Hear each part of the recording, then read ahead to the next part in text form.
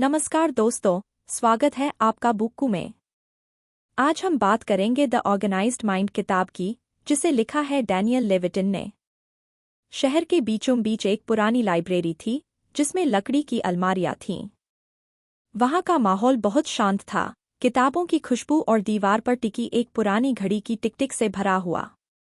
34 साल का एक व्यक्ति, आर्यन, इस लाइब्रेरी में अक्सर आया करता था, अपनी भागदौड़ भरी जिंदगी से कुछ पल चुराने के लिए। आर्यन एक एटी प्रोफेशनल था और उसकी हर दिन की जिंदगी स्क्रीन, कोर्स और ईमेल्स में उलझी रहती थी। उस दिन उसने शेल्फ से एक किताब निकाली, the organized mind, thinking straight in the age of information overload. किताब का नाम सुनते ही उसे लगा कि यह शायद उसकी उलझनों का हल दे सकती है। जैसे ही उसने पहला चैप्टर पढ़ना शुरू किया, उसे लगा जैसे ये उसी की जिंदगी के बारे में लिखा गया हो। किताब का पहला ही पन्ना बोल्ड शब्दों में कहता है, अपने ध्यान प्रणाली की सीमाओं को समझो। आर्यन ने सोचा, ये ध्यान प्रणाली क्या है? लेकिन जैसे जैसे वह आगे पढ़ता गया, उसकी आंखें खुलने लगीं। लेखक डैनियल लेविटिन ने समझाया कि हमारा दिमाग एक साथ हर चीज पर ध्यान नहीं दे सकता। आर्यन ने पढ़ा, आपके दिमाग की फोकस करने की क्षमता सीमित है और मल्टीटास्किंग उतनी उपयोगी नहीं है जितनी लोग सोचते हैं। उसने गहरी सांस ली। उसे याद आया कि वह ऑफिस में एक साथ 3 से 4 काम करता था, ईमेल पढ़ते हुए, क्लाइंट से कॉल पर बात करते हुए और साथ ही कोडिंग भी करने की कोशिश करता था। क्या मैं अब तक सब गलत कर रहा था? उसने खुद से पूछा। वह आगे पढ़ता रहा। किताब में लिखा था कि हर बार जब हमारा दिमाग एक काम से दूसरे पर जाता है, तो वह एक मानसिक कीमत चुकाता है। यानी जब भी आर्यन कोडिंग छोड़कर ईमेल का जवाब देता था, उसके दिमाग की ऊर्जा और समय दोनों खर्च होते थे। उसे याद आया कि पिछले हफ्ते उसने कितनी गलतियां की थीं एक प्रोजेक्ट पर काम करते समय। उसे लगा वह एफिशिएंट था, लेकिन असल में वह बस डिस्ट्रैक्ट हो रहा था। आर्यन ने किताब बंद की और अपनी कुर्सी पर पीछे झुकते हुए आंखें बंद कर लीं।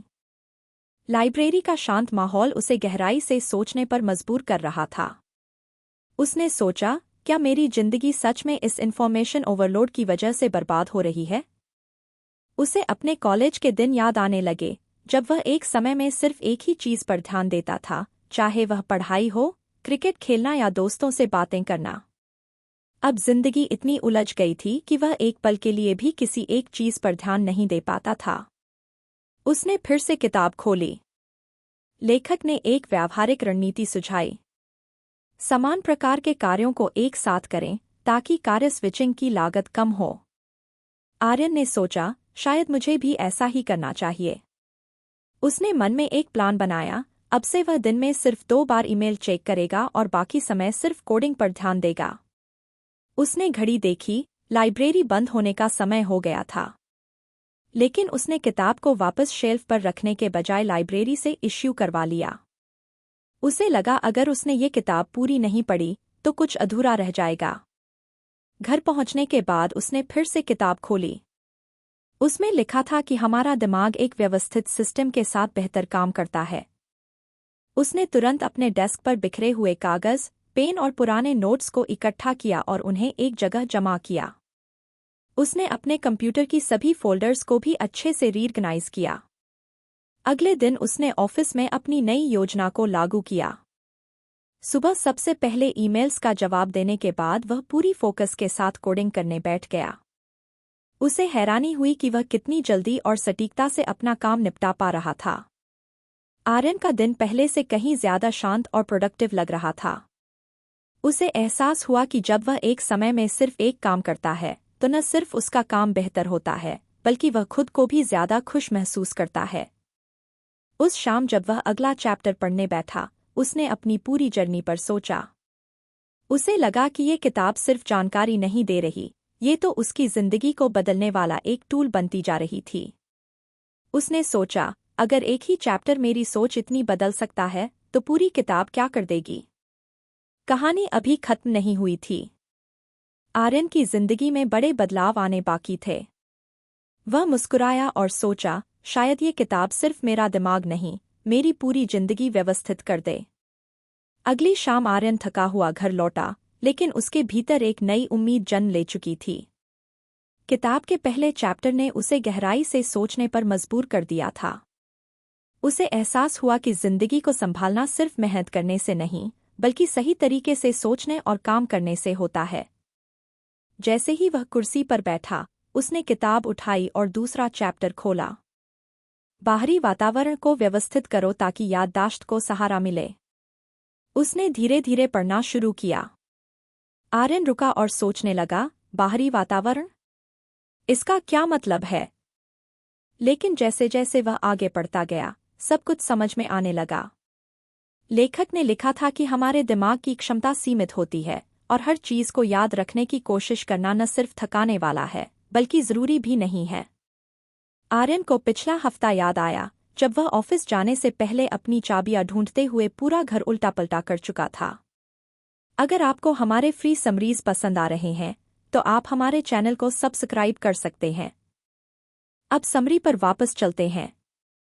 आर्यन ने खुद से कहा, मैं वही कर रहा हूं जिससे यह किताब बचने की सलाह दे रही है। लेखक ने कहा था कि छोटी छोटी चीजों के लिए सिस्टम बनाओ। जैसे चाबियां या चश्मे के लिए एक तय जगह होनी चाहिए। इससे दिमाग बार बार उन्हें याद रखने में समय नहीं गंवाता। आर्यन ने किताब में पढ़ा, कामों और आइडियाज को याद रखने की बजाय उन्हें लिख लेना दिमाग को हल्का करता है और फोकस बढ़ाता है। उसने सोचा, इसका मतलब मुझे सिर्फ याद रखने पर निर्भर नहीं रहना चाहिए। उसने किताब बंद की और अपने कमरे को गौर से देखने लगा।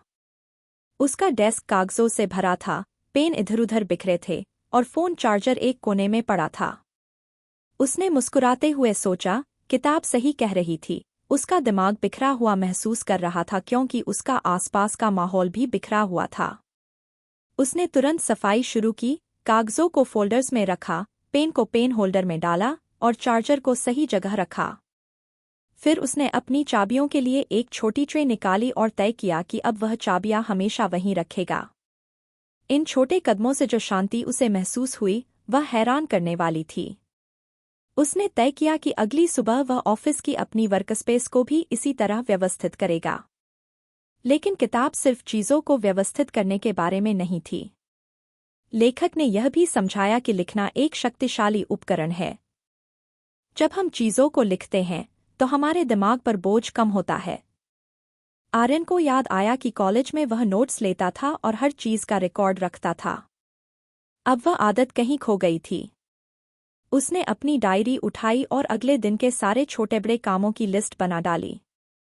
ऐसा करने से उसका मन हल्का और साफ महसूस कर रहा था। अगले दिन ऑफिस में उसने वही प्लान अपनाया। डेस्क साफ रखा और कंप्यूटर पर एक टू डू लिस्ट बना ली। दिन की पहली घड़ी में उसने सभी ईमेल्स का जवाब दिया और फिर कोडिंग में जुट गया। उसे लगा उसकी प्रोडक्टिविटी सच में बढ़ रही है। शाम को घर लौटते हुए उसने सोचा, क्या ये सब सिर्फ एक किताब की वजह से है? उसे लगने लगा कि वह अपनी जिंदगी में बड़ा बदलाव ला रहा है। उस रात उसने फिर से किताब खोली। लेखक ने एक और अहम बात कही थी। हमारी याददाश्त हमारे वातावरण से गहराई से प्रभावित होती है। अगर हमारे आसपास का माहौल बिखरा हो, जब हमारे आसपास की चीजें बिखरी होती हैं, तो हमारा दिमाग भी वैसा ही महसूस करता है।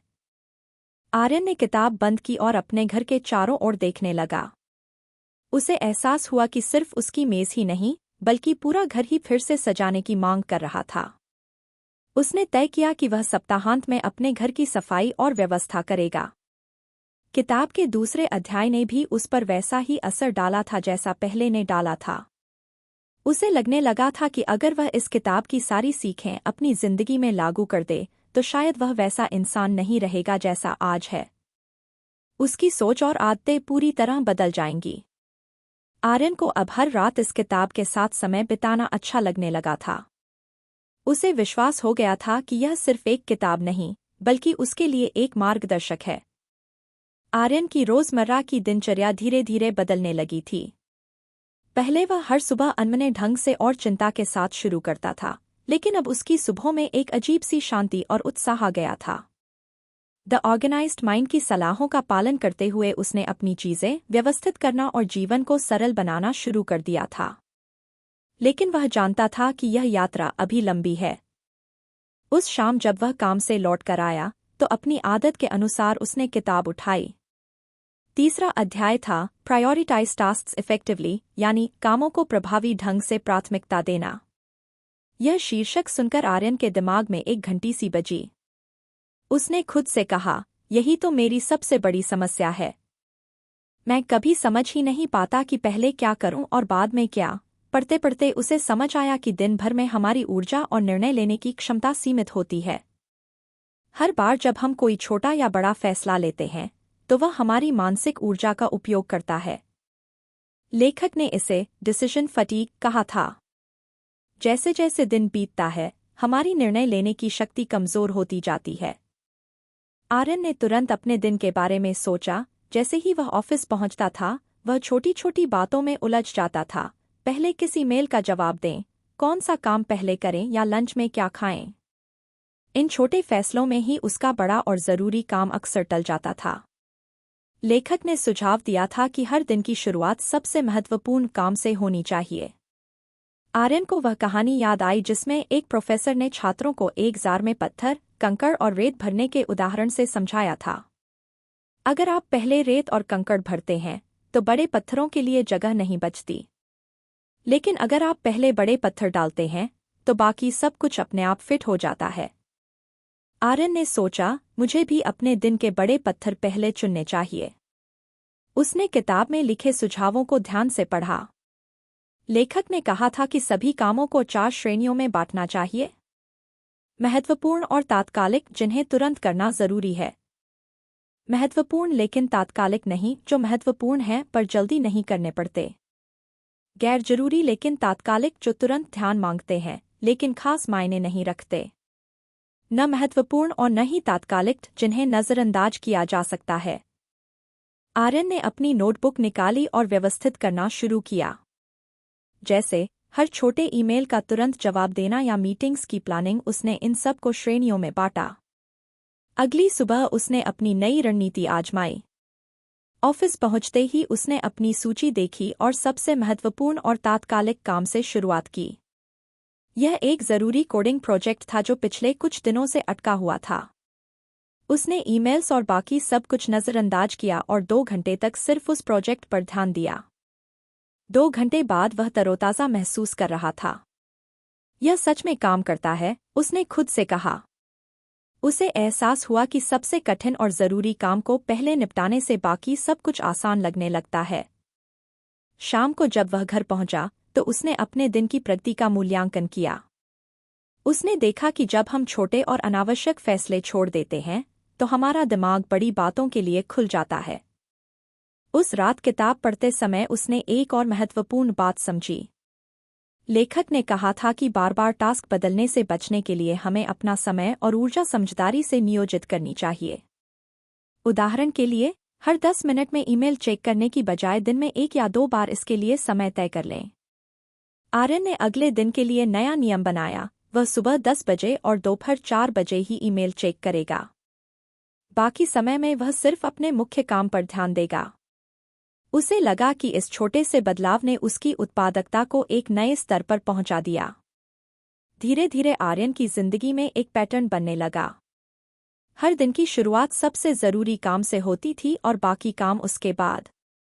उसने देखा कि इस बदलाव से न केवल उसका काम बेहतर हुआ बल्कि उसकी मानसिक शांति भी लौट आई। आर्यन अब समझ गया था कि जिंदगी को बेहतर बनाने का मतलब यह नहीं कि हर चीज पर काम किया जाए, बल्कि इसका मतलब है यह पहचानना कि असल में क्या महत्वपूर्ण है और अपनी ऊर्जा उसी पर केंद्रित करना। उसे लगने लगा कि प्रायोरिटाइज टास्क्स इफेक्टिवली सिर्फ एक अध्याय नहीं था, वह एक जीने का तरीका था। आर्यन को यकीन हो गया था कि यह किताब उसकी जिंदगी को बदलने के लिए ही लिखी गई थी। मुस्कुराते हुए उसने किताब बंद की और सोचा, अभी और भी सीखने को बाकी है। चलो देखें आगे क्या नया सीखने को मिलता है। आर्यन अब किताब के हर नए अध्याय को अपनी जिंदगी का हिस्सा बनाने को उत्सुक था। पहले 3 अध्यायों ने उसे सिखा दिया था कि उसकी जिंदगी का हर पल योजनाबद्ध तरीके से बेहतर हो सकता है। उसे लग रहा था कि यह किताब सिर्फ उसके काम करने के तरीके को नहीं, बल्कि सोचने के तरीके और खुद के साथ रिश्ते को भी बदल रही थी। उस रात उसने चौथा अध्याय खोला, embrace the power of lists. सिर्फ शीर्षक पढ़कर ही वह खुश हो गया। उसने सोचा, लिस्ट सा? मैं ये स्कूल में करता था। कब छोड़ दिया? जैसे ही उसने पढ़ना शुरू किया, एक लाइन ने उसे अंदर तक छू लिया। सूचियां बनाना चिंता को कम करता है। यह लाइन उसके दिल को छू गई। उसे तुरंत याद आया कि कैसे हर रात सोने से पहले अगले दिन के कामों के बारे में सोचते सोचते उसकी नींद खराब हो जाती थी। वह सोचता रहता था, क्या मैंने सब याद रखा है? कहीं कुछ भूल तो नहीं जाऊंगा? लेखक ने समझाया था कि जब हम अपने विचारों को कागज पर लिखते हैं तो हमारा दिमाग हल्का महसूस करता है। सूचियां दिमाग का बोझ कम करती हैं और एक रोडमैप की तरह काम करती हैं। आर्यन ने समझा कि लिस्ट बनाना सिर्फ एक कार्य प्रणाली नहीं, बल्कि मानसिक शांति पाने का तरीका है। आर्यन ने तुरंत अपनी नोटबुक उठाई। उसने एक नई सूची बनाई। अगले दिन ऑफिस के जरूरी काम, वो चीजें जो हफ्तों से लंबित थीं, छोटे व्यक्तिगत काम जैसे किराने का सामान लाना या किसी दोस्त को कॉल करना। जैसे ही उसने लिस्ट बनाई, उसे एक अनोखी शांति का अनुभव हुआ। जो चीजें अभी कुछ समय पहले तक उसे परेशान कर रही थीं, अब एकदम साफ साफ दिखाई दे रही थीं। उसने समझा कि जब चीजें स्पष्ट हो जाती हैं, तो चिंता अपने आप कम हो जाती है। अगली सुबह आर्यन ने सबसे पहले अपनी लिस्ट पढ़ी और पहले घंटे में सबसे जरूरी काम पूरे किए। उसने देखा कि लिस्ट उसकी सोच को सही दिशा देने में मदद कर रही थी। जब भी उसका ध्यान भटकता, वह लिस्ट पर वापस जाता और देखता कि अब क्या करना है। उस शाम जब वह बस में बैठा घर लौट रहा था, तो उसने अपनी लिस्ट देखी और पाया कि उसने लगभग सब कुछ पूरा कर लिया था। उसके चेहरे पर संतोष भरी मुस्कान थी। उसने सोचा, अगर मैं इस आदत को हमेशा के लिए अपना लूं, तो मेरी जिंदगी कितनी आसान हो जाएगी। उस रात उसने किताब का वह हिस्सा दोबारा पढ़ा जिसमें लेखक ने कहा था कि लिस्ट सिर्फ छोटे दैनिक कार्यों के लिए नहीं, बल्कि बड़े सपनों और लक्ष्यों के लिए भी होती है। उसने सोचा, मैं अपनी जिंदगी के बड़े सपनों की भी एक लिस्ट बनाऊंगा। आर्यन ने अपनी नोटबुक खोली और लिखना शुरू किया। अगले 1 साल में अपने करियर में प्रमोशन पाना, हर महीने एक नई किताब पढ़ने की आदत बनाना, एक बार माता पिता को विदेश घुमाने ले जाना, अपनी सेहत पर ध्यान देना और जिम जाना शुरू करना। जैसे ही उसने यह लिस्ट पूरी की, उसके सपने अधिक वास्तविक लगने लगे। उसे लगा कि अब उन्हें हासिल करना मुश्किल नहीं रहा, क्योंकि उसने उन्हें शब्दों में उतार दिया था। बस एक लिस्ट बना लो और देखो कैसे पूरा दिन बदल जाता है, आर्यन ने हंसते हुए कहा। अब उसे लग रहा था कि वह सिर्फ अपनी जिंदगी बदल ही नहीं रहा, बल्कि दूसरों को भी प्रेरित कर रहा है। उस रात उसने किताब के अगले अध्याय पर नजर डाली। उसे पता था कि अगला पाठ उसकी जिंदगी को और भी बेहतर बनाएगा। लेकिन इस बार, जैसे ही उसने किताब बंद की, उसने सोचा, आज का सबसे बड़ा सबक यह था कि लिस्ट बनाना सिर्फ एक सरल आदत नहीं है, यह जिंदगी को आसान और खुशहाल बनाने का एक टूल है। आर्यन अब किताब के हर शब्द से जुड़ाव महसूस करने लगा था। मुस्कुराते हुए उसने सोचा, यह तो बस शुरुआत है। अब आर्यन हर नए अध्याय को अपनी जिंदगी में अपनाने के लिए उत्साहित था। उसे लगने लगा था कि द ऑर्गेनाइज्ड माइंड न सिर्फ उसे बेहतर बना रही है, बल्कि उसकी सोच को भी बदल रही है। हर अध्याय एक नया आईना बनकर आता, जिसमें वह खुद को और अपनी आदतों को साफ साफ देख पाता। उस शाम जब उसने किताब उठाई, अगला अध्याय था, recognize and manage shadow work. शीर्षक थोड़ा रहस्यमय सा लगा। उसने सोचा, शैडो वर्क, ये क्या होता है? लेकिन जैसे ही उसने पढ़ना शुरू किया, उसे समझ आने लगा कि लेखक क्या कहना चाह रहे थे। लेखक ने समझाया कि शैडो वर्क वे कार्य होते हैं जो आमतौर पर नज़रअंदाज हो जाते हैं और जिनके लिए हमें भुगतान नहीं मिलता। ये छोटे छोटे काम दिन भर हमारे समय और ऊर्जा को चुपचाप खा जाते हैं। आर्यन को एहसास हुआ कि उसकी जिंदगी का कितना हिस्सा शैडो वर्क में चला जाता है। उसने तुरंत अपनी दिनचर्या के बारे में सोचा, सुबह उठते ही ईमेल चेक करना, सोशल मीडिया नोटिफिकेशन देखना, बिल भरना, ऑनलाइन ऑर्डर ट्रैक करना या ऑफिस के लिए मीटिंग्स शेड्यूल करना। ये काम छोटे लगते थे, लेकिन असल में वे उसकी मानसिक ऊर्जा को खत्म कर रहे थे और समय बर्बाद कर रहे थे। लेखक ने कहा था कि शैडो वर्क को पहचानना और प्रबंधित करना जरूरी है। आर्यन ने सोचा, अगर मैं इन छोटे कामों को समझदारी से मैनेज कर लूं, तो मैं कितना समय और ऊर्जा बचा सकता हूं। उसने एक और पंक्ति पढ़ी, शैडो वर्क स्वाभाविक रूप से बुरा नहीं है, लेकिन अगर इसे मैनेज न किया जाए तो यह बोझ बन जाता है। उसने खुद से पूछा, क्या मैंने कभी सोचा है कि दिन में कितनी बार मैं इन अनावश्यक कामों में फंस जाता हूं? उसने तुरंत अपनी नोटबुक निकाली और अपने शैडो वर्क की लिस्ट बनाई। सुबह उठकर आधे घंटे सोशल मीडिया स्क्रॉल करना, ऑफिस पहुंचते ही अनावश्यक ईमेल पढ़ना, दिन में कई बार अपनी डेस्क की बिखरी चीजें समेटना, शाम को शॉपिंग ऑफर्स ब्राउज करना, बिना प्लानिंग के छोटे घरेलू काम करना। जैसे ही उसने यह लिस्ट बनाई, आर्यन को समझ आ गया कि ये छोटे छोटे काम उसकी जिंदगी में कितने बड़े बदलाव ला रहे थे। ये गतिविधियां उसे मानसिक रूप से थका रही थी और उसे पता भी नहीं चलता था। अगले दिन उसने शैडो वर्क को मैनेज करने की नई रणनीति बनाई। उसने तय किया कि सुबह सोशल मीडिया देखने की बजाय ध्यान करेगा, ईमेल दिन में सिर्फ 2 बार चेक करेगा और शॉपिंग ऑफर्स केवल वीकेंड पर तय समय पर देखेगा। उसने देखा कि इस छोटे से बदलाव का असर तुरंत हुआ। उसके पास ज्यादा समय था और उसकी ऊर्जा पूरे दिन बनी रही। उसे समझ आया कि शैडो वर्क को पहचानना और उसे सुव्यवस्थित करना कितना जरूरी है। उस शाम उसने अपने दोस्त आदित्य से इस बारे में बात की। उसने कहा, पता है, हमारे दिन का आधा हिस्सा उन चीजों में चला जाता है जो न हमें चाहिए होती हैं, न जिनकी हमें परवाह होती है। यही शैडो वर्क है। और अब मैंने इसे संभालना सीख लिया है। आदित्य ने हैरानी से पूछा, कैसे? आर्यन मुस्कुराया और बोला, बस छोटे छोटे बदलाव कर लो। पहले अपने दिन के शैडो वर्क को पहचानो, फिर या तो उसे किसी और को सौंप दो या उसके लिए एक तय समय निर्धारित कर दो। वस्तुएं सिर्फ समय नहीं बचाती, बल्कि निराशा भी कम करती हैं, आर्यन ने खुद से कहा। अब मैं इस नियम को पूरी तरह अपनाऊंगा। ये सिर्फ एक आदत नहीं, बल्कि जिंदगी को सरल बनाने का तरीका है। उसने किताब बंद की और मुस्कुराते हुए सोचा, अभी तो बहुत कुछ सीखना बाकी है। कितना मजेदार सफर है ये। तो दोस्तों, ये थी हमारी आज की बुक समरी। अगर इस समरी ने आपको आहा वाला पल दिया या आपकी सोच को थोड़ा भी बदला, तो लाइक बटन जरूर दबाइए। इससे चैनल और लोगों तक पहुंचता है। अगर इस किताब से आपका कोई पसंदीदा भाग या सीख है, तो उसे कमेंट्स में बताइए। मैं आपके विचार जानना चाहूंगा और बातचीत जारी रखना चाहूंगा। और अगर आप भी पन्नों को प्रगति में बदलने में विश्वास रखते हैं, तो चैनल को सब्सक्राइब करना और बेल आइकन दबाना मत भूलिए ताकि कोई भी दमदार बुक समरी मिस न हो।